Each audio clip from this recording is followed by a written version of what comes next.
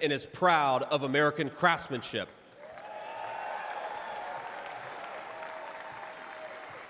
It's about the energy worker in Pennsylvania and Ohio who doesn't understand why Joe Biden is willing to buy energy from tin-pot dictators across the world when he could buy it from his own citizens right here in our own country.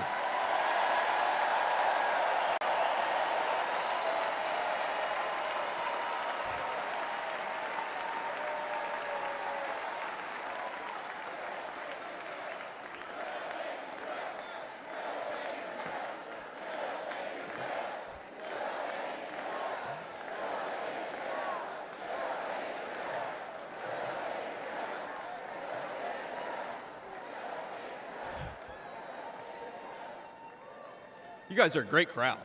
Wow. And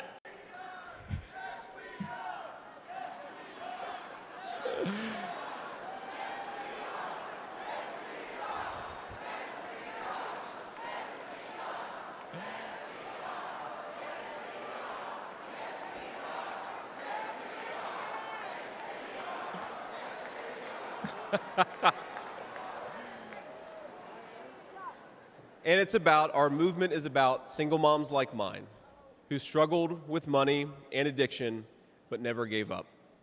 And I'm proud to say that tonight my mom is here, 10 years clean and sober. I love you, Mom.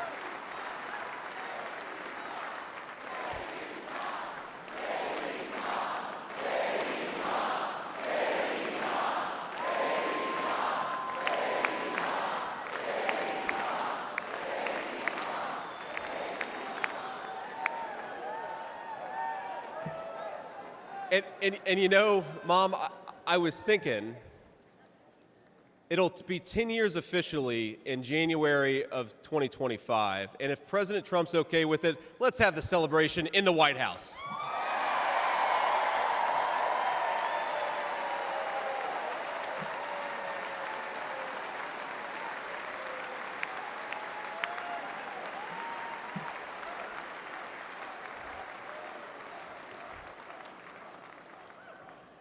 And our movement, ladies and gentlemen, it's about grandparents all across this country who are living on Social Security and raising grandchildren they didn't expect to raise. And while we're on the topic of grandparents, let me tell you another Mamaw story. Now, my Mamaw died shortly before I left for Iraq in 2005. And when we went through her things, we found 19 loaded handguns. They were...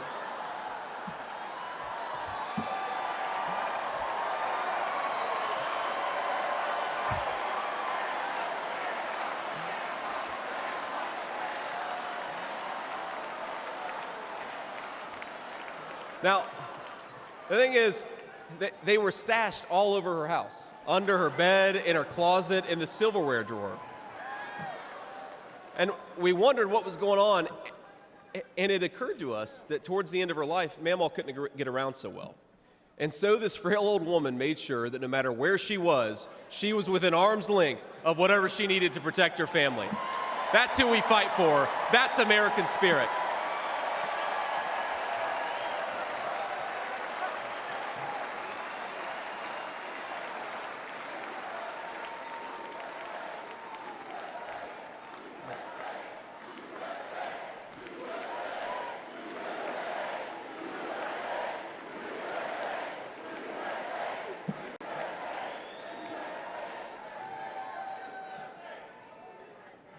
Now, Joe Biden has been a politician in Washington for longer than I've been alive, 39 years old. Kamala Harris is not much further behind. For half a century, he's been the champion of every major policy initiative to make America weaker and poorer. And in 4 short years, Donald Trump reversed decades of betrayals inflicted by Joe Biden and the rest of the corrupt Washington insiders.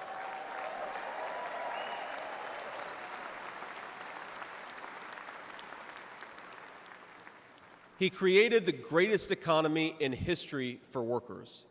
Really was amazing. There's this chart that shows worker wages, and they stagnated for pretty much my entire life until President Donald J. Trump came along. Workers' wages went through the roof.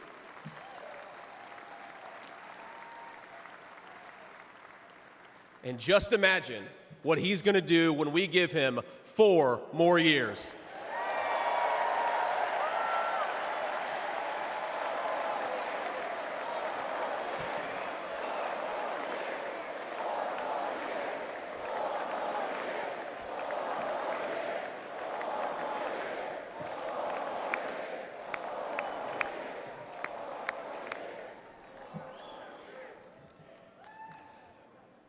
Months ago, I heard some young family member observe that their parents' generation, the baby boomers, could afford to buy a home when they first entered the workforce.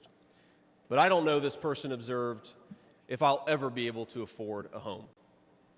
The absurd cost of housing is the result of so many failures, and it reveals so much about what's broken in Washington. I can tell you exactly how it happened. Wall Street barons crashed the economy, and American builders went out of business. As tradesmen scrambled for jobs, houses stopped being built.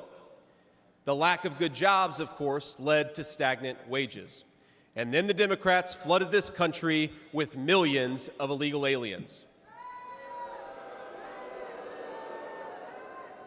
So citizens had to compete with people who shouldn't even be here for precious housing.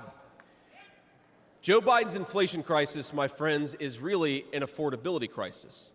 And many of the people that I grew up with can't afford to pay more for groceries, more for gas, more for rent, and that's exactly what Joe Biden's economy has given them.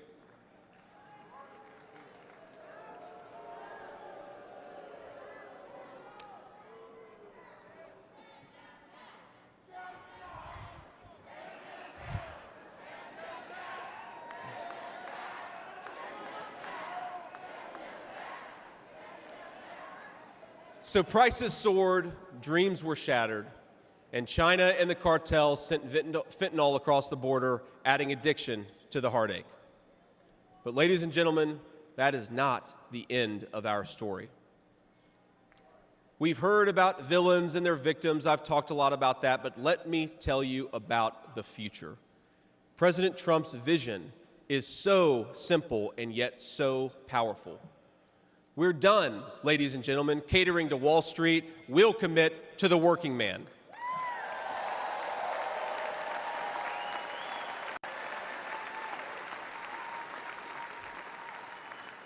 We're done importing foreign labor. We're going to fight for American citizens and their good jobs and their good wages.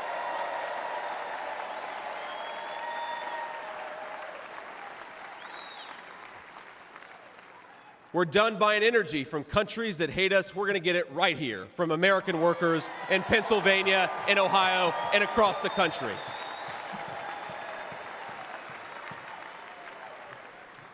We're done sacrificing supply chains to unlimited global trade, and we're going to stamp more and more products with that beautiful label, Made in the USA.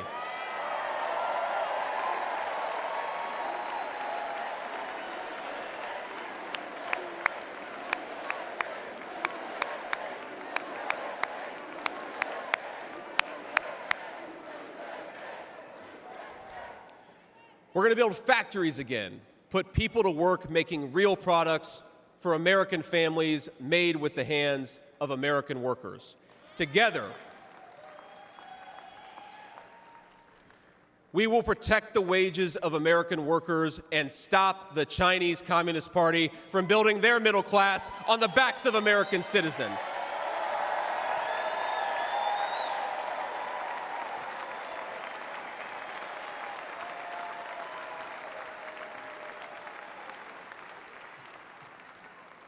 Together, we will make sure our allies share in the burden of securing world peace. No more free rides for nations that betray the generosity of the American taxpayer.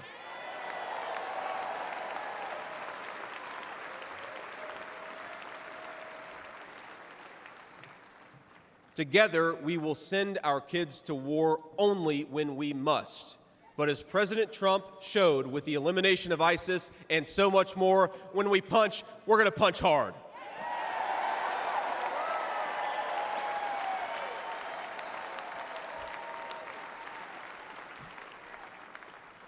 Together, we will put the citizens of America first, whatever the color of their skin. We will, in short, make America great again.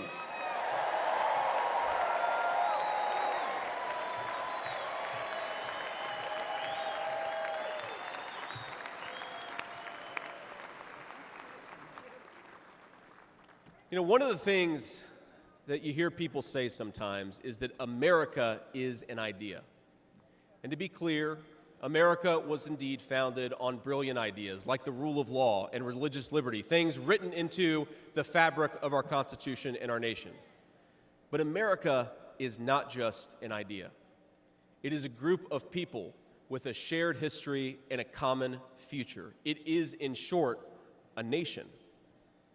Now, it is part of that tradition, of course, that we welcome newcomers. But when we allow newcomers into our American family, we allow them on our terms.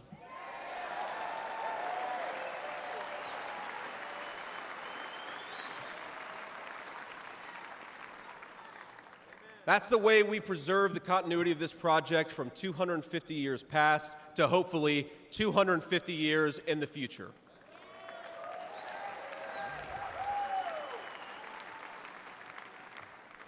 And let me illustrate this with a story, if I may. I'm, of course, married to the daughter of South Asian immigrants to this country. Incredible people. People who genuinely have enriched this country in so many ways. And, of course, I'm biased because I love my wife and her family, but it's true. Now, when I proposed to my wife, we were in law school, and I said, honey, I come with $120,000 worth of law school debt and a cemetery plot on a mountainside in eastern Kentucky.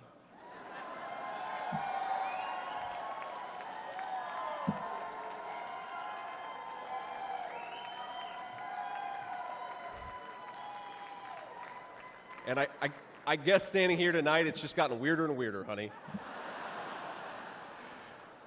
But that's what she was getting. Now, that cemetery plot in eastern Kentucky is near my family's ancestral home. And like a lot of people, we came from the mountains of Appalachia into the factories of Ohio, Pennsylvania, Michigan, and Wisconsin.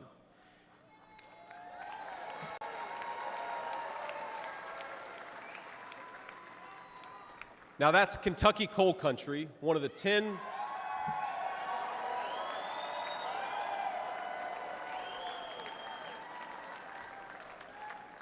Now, it's one of the 10 poorest counties in the entire United States of America. They are very hardworking people, and they're very good people. They're the kind of people who would give you the shirt off their back even if they can't afford enough to eat. And our media calls them privileged and looks down on them. But they love this country, not only because it's a good idea, but because in their bones they know that this is their home, and it will be their children's home, and they would die fighting to protect it.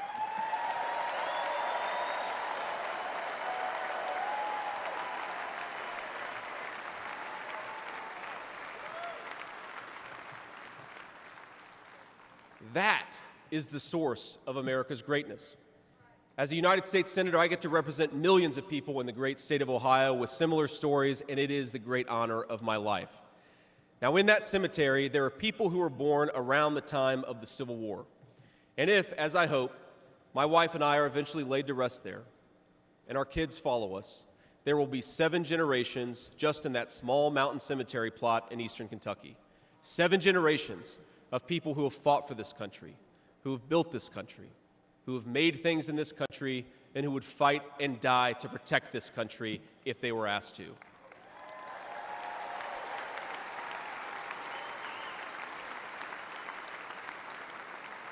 Now that's not just an idea, my friends. That's not just a set of principles, even though the ideas and the principles are great.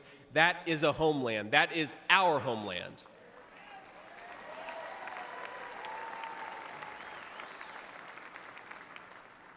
People will not fight for abstractions, but they will fight for their home. And if this movement of ours is going to succeed, and if this country is going to thrive, our leaders have to remember that America is a nation and its citizens deserve leaders who put its interests first.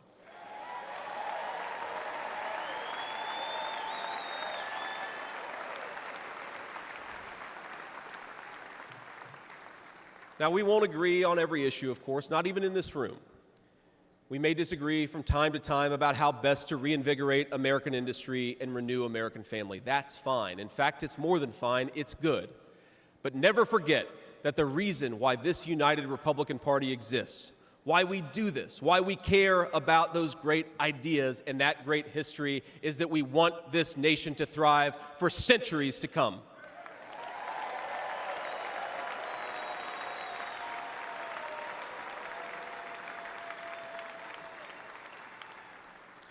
Now, eventually in that mountain cemetery, my children will lay me to rest.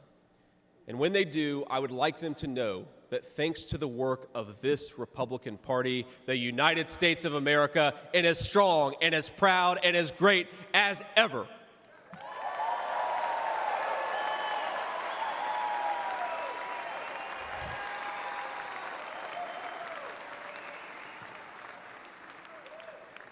That is who we serve, my friends. That is who we fight for, and the only thing that we need to do right now, the most important thing that we can do for those people, for that American nation that we all love, is to re-elect Donald J. Trump, President of the United States.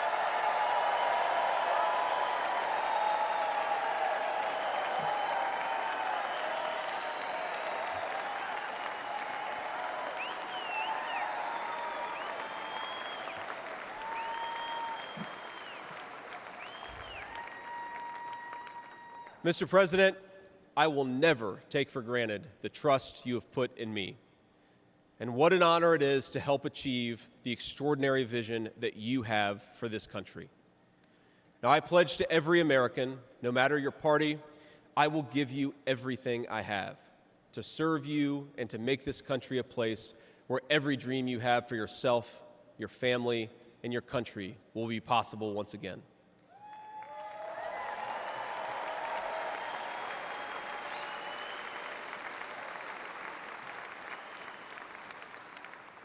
And I promise you one more thing.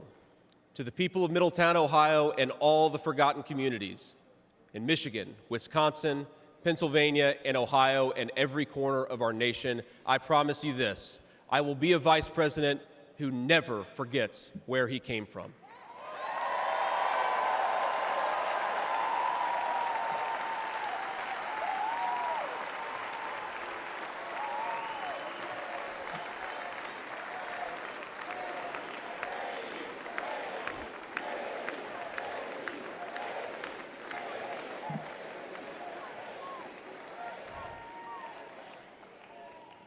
And every single day for the next 4 years, when I walk into that White House to help President Trump, I will be doing it for you, for your family, for your future, and for this great country. Thank you. God bless all of you, and God bless our great country.